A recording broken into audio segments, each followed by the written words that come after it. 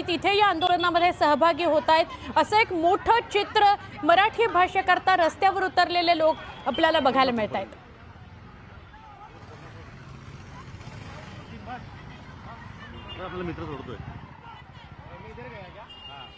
मीरा भाईंदरमध्ये मोर्चा सरतेशेवटी निघालाच आणि मोर्चाला खूप मोठं स्वरूप प्राप्त झालं। वेगवेगळ्या शहरांमधून मीरा भाईंदरमध्ये लोक पोहोचली आणि मीरा रोडच्या स्टेशनच्या परिसरामध्ये आता सगळा मोर्चा निघालेला आहे। बघा, ही एका इमारतीच्या उंच इमारतीच्या गच्चीवरून घेतलेली दृश्य आहेत। किती मोठं स्वरूप प्राप्त झालं या आंदोलनाला ते बघायला मिळतंय।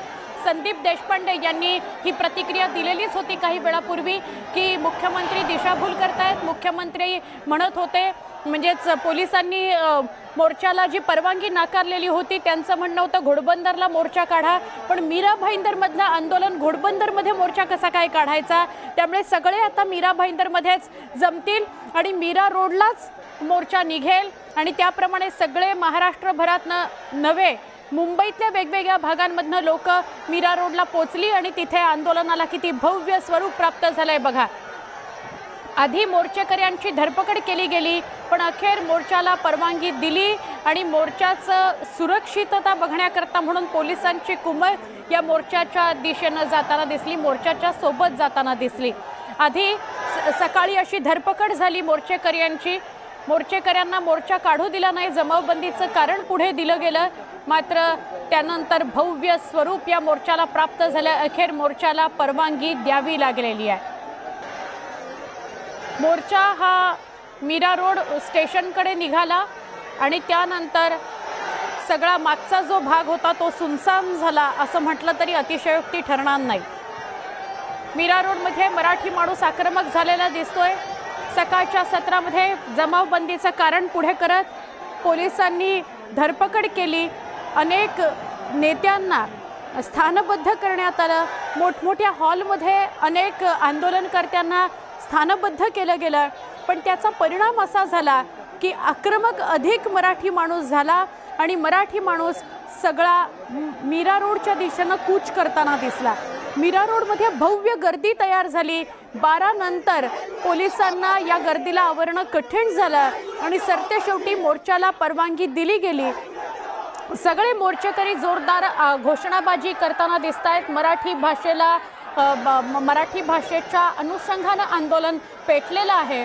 मोर्चाला परवानगी दिल्यानंतर सरतेशेवटी इतकी मोठी गर्दी रस्त्यावर उतरली म्हटल्यावर पोलिसांना त्यांच्या सुरक्षिततेकरता कुमक या मोर्चाच्या सोबत पाठवावी लागली।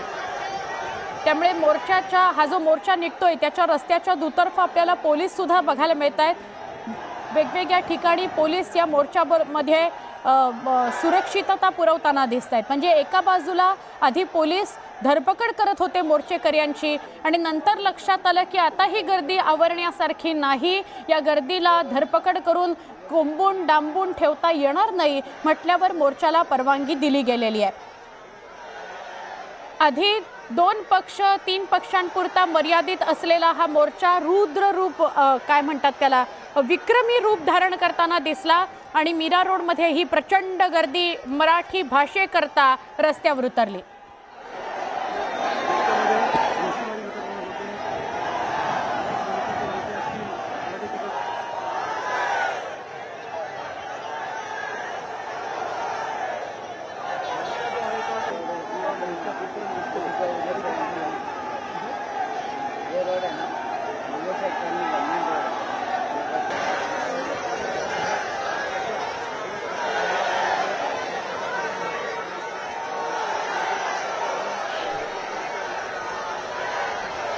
महाराष्ट्रात राहून मुंबईत राहून मराठी बोलणार नाही, मराठी शिकणार नाही असं कोणी कसं काय म्हणू शकतं? याच्या विरोधात मनसे आक्रमक झाली, रस्त्यावर उतरली।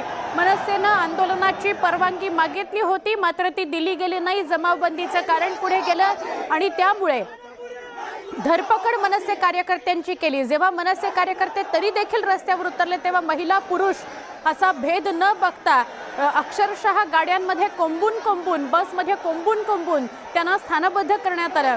जेल कमी पडलं तुरुंग कमी पडला म्हणून मग वेगवेगळ्या हॉल्समध्ये त्यांना स्थानबद्ध करण्यात आलं, नेत्यांना त्यांच्या घरी स्थानबद्ध करण्यात आलं।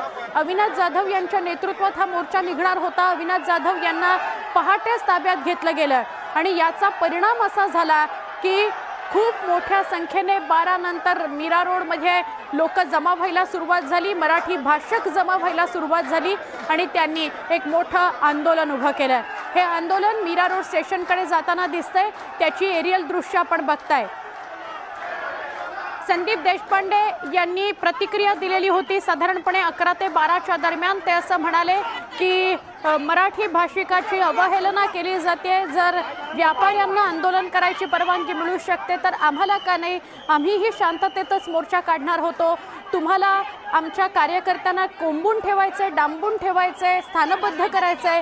आता बघा किती मोठ्या संख्येने मराठी भाषक रस्त्यावर उतरतो आणि झालं तेच 11 साडे 11 नंतर सगळे मुंबईच्या दिशेनं मुंबईच्या वेगवेगळ्या भागांमधून मीरा रोडला जाताना दिसले आणि मीरा रोडला ही प्रचंड गर्दी मोर्चामध्ये सहभागी झाली।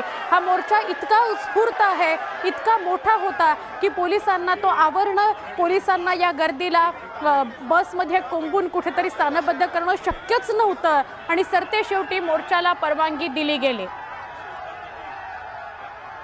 भगव्या रंगाचे झेंडे हातात घेऊन छत्रपती शिवरायांच्या घोषणा देत मराठी भाषेचा उदो करत हे आंदोलन उग्र रूप धारण करताना, भव्य रूप धारण करताना आपल्याला बघायला मिळत आहे।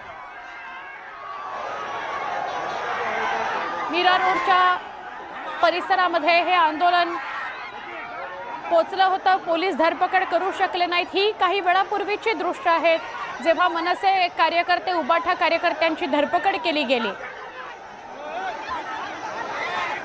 मराठीचा हा एल्गार मीरा रोडमध्ये रस्त्यांवर आपल्याला बघायला मिळतोय। मराठीचा आक्रोश, व्यापारी म्हणजे सुरू कुठून झाला हा विषय तर एका व्यापाऱ्याला मनसे कार्यकर्त्यांनी चोप दिला, त्याचा व्हिडिओ व्हायरल झाला आणि खूप मोठं आंदोलन व्यापाऱ्यांनी उभं केलं, ठिय्या आंदोलन केलं आणि त्यावेळेला जे मराठीत बोलू शकत नाहीत त्यांच्यावर जबरदस्ती का असा प्रश्न विचारला गेला। त्यानंतर मनसेनं आक्रमक होत हे आंदोलन केलं की महाराष्ट्रामध्ये, मुंबईमध्ये प्रत्येकाला मराठी कळलंच पाहिजे, बोलता आलंच पाहिजे आणि त्यामुळे हे आंदोलन उभं राहिलंय। मनसेनं आज आंदोलनाकरता परवानगी मागितली होती, ती परवानगी त्यांना नाकारली गेली। मग विषय असा उभा राहिला की व्यापारी एकत्रित येऊन आंदोलन करू शकतात, मग मनसेला का आंदोलन करू दिलं जात नाहीये, मराठी भाषकाला का अडवलं जात आहे। सरकारच्या विरोधात एक मोठा एल्गार बघायला मिळाला आणि मग मनसेच्या या मोर्चानं वातावरण तापलं। मुख्यमंत्र्यांनी प्रतिक्रिया दिली होती, साधारणपणे 10 ते 11च्या दरम्यान मुख्यमंत्री देवेंद्र फडणवीस यांनी प्रतिक्रिया दिली। ती प्रतिक्रिया अशी होती की सभेला परवानगी नाकारली नाही, सभेला परवानगी दिली होती, मोर्चालाही परवानगी दिली होती, फक्त एका ठराविक ठिकाणी मोर्चा काढू नका असं आम्ही सांगत होतो पण ते ऐकायला मनसे कार्यकर्ते तयार नव्हते म्हणून पोलिसांनी मोर्चाला परवानगी नाकारली। बघा